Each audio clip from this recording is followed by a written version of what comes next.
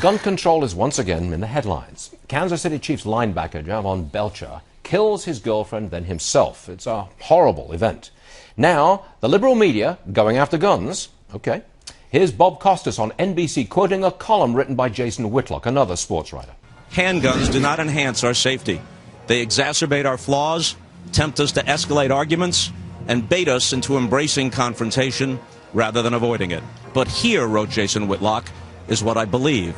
If Jovan Belcher didn't possess a gun, he and Cassandra Perkins would both be alive today. All right, well, the judge is still with us. I'll promo his book a little bit later on, but let's get straight to this gun control issue. The man says, no gun, no crime, no death. And you say what? Well, if you look at statistics, where there are more guns, there's less crime. I mean, it's just unassailably accurate. Where the police can't or won't get there in time to protect you. Think about what police do. Their job is to investigate crimes, to get there afterwards. You can't expect them. They're not guarantors of our safety.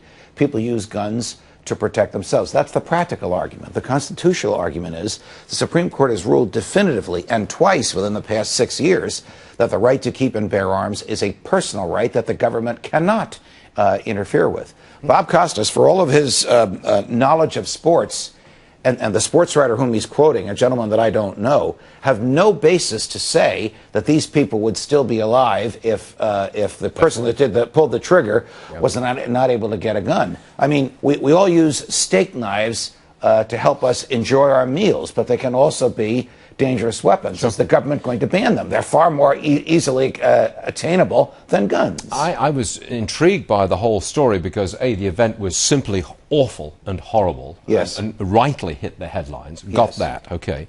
But also, we've been reporting all year on a stunning rise in gun sales in America, including on Black Friday, that one day, 154,000 applications to buy a gun. Background checks. The president has dropped hints that he's going to change his position on the right to keep and bear arms in the second administration, and that he may very well attempt to do things outside of the Congress to make it difficult for people to protect themselves, like having the EPA regulate bullets, because bullets have lead in them, and lead is a substance that Congress has authorized the EPA to regulate. But this kind of event, awful as it is, enhances the argument that if you did control handguns, you would have less awful events of this type. I mean, it is an argument in the favor of those who favor gun control. Look, Costas is handsome, articulate, and attractive, and makes the argument at a time when people are agreeing with you. This is a horrible event,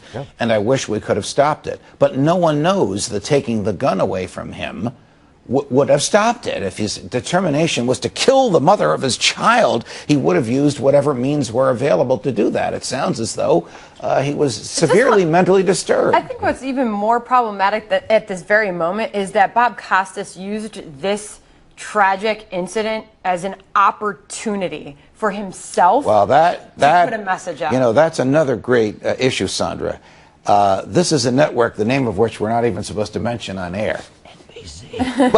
but they used a premier primetime slot with millions and millions, tens of millions of eyes to promote for gun control. They're not supposed to use their corporate assets for that purpose. But it was during halftime of a contentious game involving the Kansas City Chiefs where the shooting had occurred. I'm sorry, no, I tell a lie. I'm sorry, it was not a Kansas City Chiefs game. It was just halftime in a major football game.